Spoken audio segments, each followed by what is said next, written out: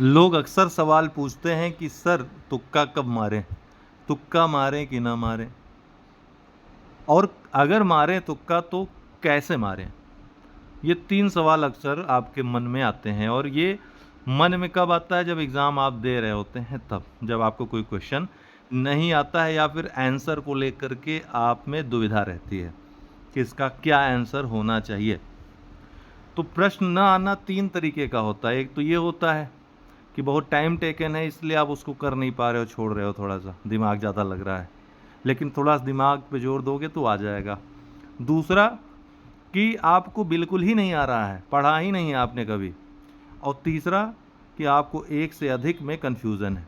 अक्सर स्टेटमेंटल क्वेश्चंस में ऐसे होते हैं, क्योंकि जैसे 2 स्टेटमेंट दिए या 3 स्टेटमेंट दिए, उनमें से एक तो कन्फर्म रहता है आपको यस है या नो है, बाकी के 2 जो है पता नहीं रहते हैं, और विकल्प में आपको एक से अधिक विकल्प उसमें से सही हो सकते हैं। एक भी मिल जाता है कभी कभी डिलीशन मेथड से, जिसमें जिसमें एक एक है उसको आप काट देते हो, और जिसमें एक नहीं है उसको आप आंसर मान लेते हो। कभी कभी ऐसा हो जाता है कि एक ही विकल्प ऐसा मिलता है तो आपके लिए ईजी हो जाता है, जिसको डिलीशन मेथड भी कहते हैं।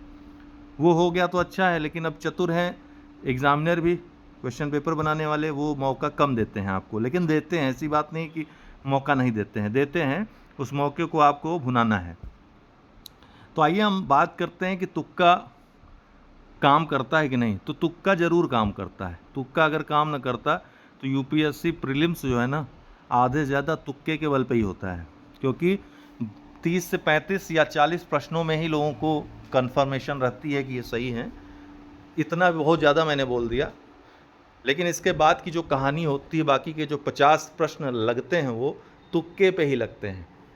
लेकिन उसे तुक्का न बोल करके हम लॉजिकली हैंडल करना कह देंगे तो ज़्यादा सही रहेगा, क्योंकि तुक्का मतलब हो जाता है कि आंख बंद करके बस जय राम जी की कर देना। तो वो करने से राम जी साथ नहीं देंगे, क्योंकि राम जी कर्म करने वालों का साथ हमेशा देते हैं। इसीलिए अक्सर देखते हैं लोग कहते हैं तुक्का मेरा लगता नहीं, अच्छा नहीं लगता है। मेहनती लोगों का उससे नुकसान होता है।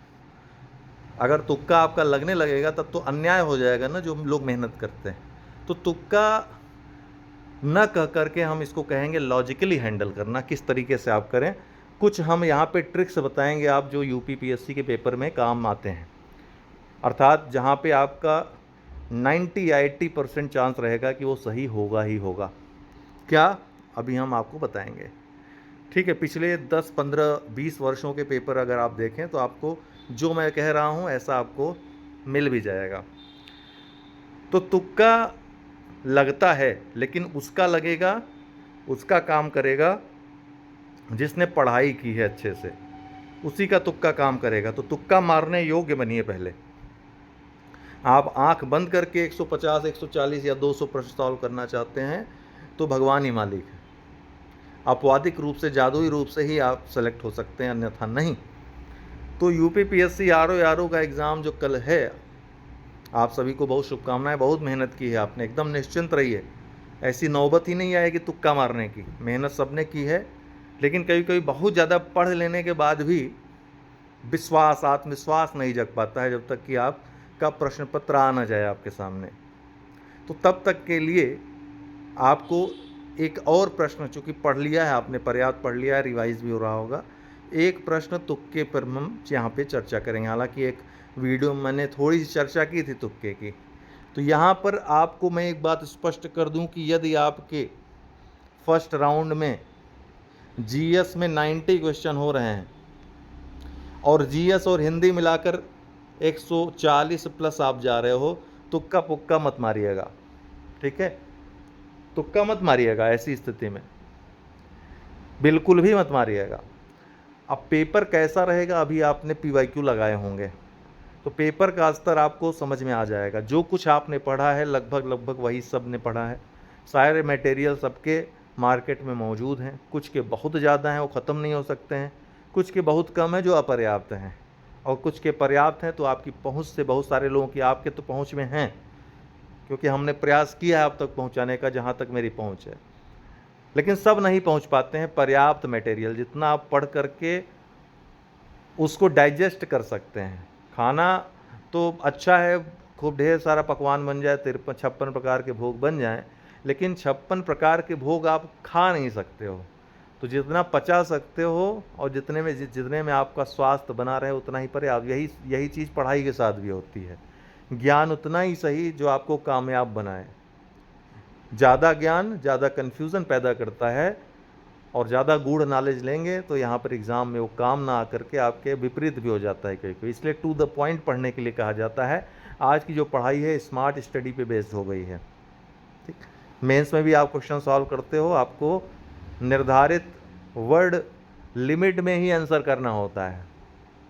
ठीक है, आपका ज्ञान वहाँ काम नहीं आएगा, वहाँ पे स्मार्ट स्ट्रेटजी जो आपका वर्क है वो काम आता है। तो यही हाल पीसीएस में भी है।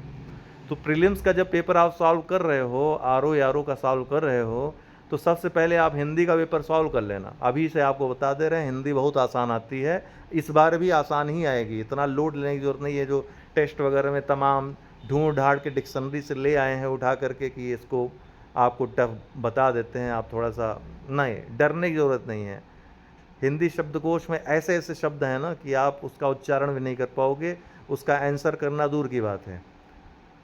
तो उसमें तो जाना ही नहीं है। ये एक जनरल आप प्रशासन में आकर के काम कर सको, इसका टेस्ट हो रहा है आपका, तो वही शब्द बहुतायत में जो प्रयोग होते हैं शासन प्रशासन में, उन्हीं का वही पूछे जाते हैं परीक्षा में। इस बात को सीधे सीधे समझिए आप। ठीक है, तो दूसरी चीज़ क्या है, तो हिंदी सबसे पहले आप सॉल्व करेंगे। 60 के 60 प्रश्न आप करेंगे पूरे के पूरे, सब में जो आपने रटा हुआ है। हमने जो एक वीडियो दिया है वो पर्याप्त है, उसको देख लीजिएगा। बाकी एक दो इधर उधर से पूछेगा तो इतने आप अज्ञानी नहीं हो कि वो कर ना पाओ आप, तो आप कर लोगे। दूसरी बात, अब आएंगे 60 क्वेश्चन करने के बाद आप आओ जीएस में, पहले प्रश्न से उठाओ और गोला करते जाओ जो ना आए, या जो जिसमें कन्फ्यूज़न हो, जिसमें आधा आधा हो, या जो बिल्कुल नहीं आते। जो बिल्कुल आते हैं उनको करते चले जाओ। फर्स्ट राउंड की गिनती करो। हिंदी जीएस मिलाकर 140 आ रहे हैं, छोड़ दो। 135 आ रहे हैं, छोड़ दो। 130 प्लस आ रहे हैं।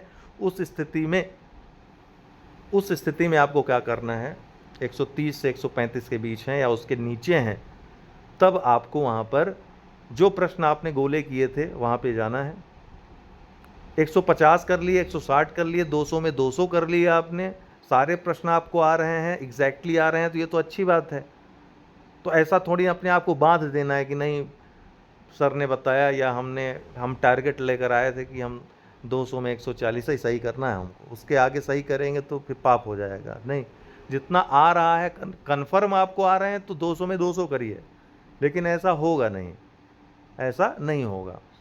सरल का ज़माना चला गया, अभी क्या है, थोड़ा सा लॉजिकल तार्किक ज़माना आ गया है। अब तर्क आपको लगाना पड़ेगा। डायरेक्ट फैक्ट, डायरेक्ट पीवाईक्यू ये न भी पूछे जाएं, लेकिन पीवाईक्यू से आपके प्रश्न आएंगे। आपको थोड़ा धैर्य बनाने की ज़रूरत है, धैर्य रखने की ज़रूरत है। ठीक है, तो उसके बाद आप क्या करोगे, उन प्रश्नों को सॉल्व करना जिसमें आपको समय लगना है, लेकिन आप कर सकते हो। डिलीशन मेथड या फिर जो कुछ आपने सीखा है, थोड़ा समय देंगे तो वो भी सॉल्व हो जाएंगे।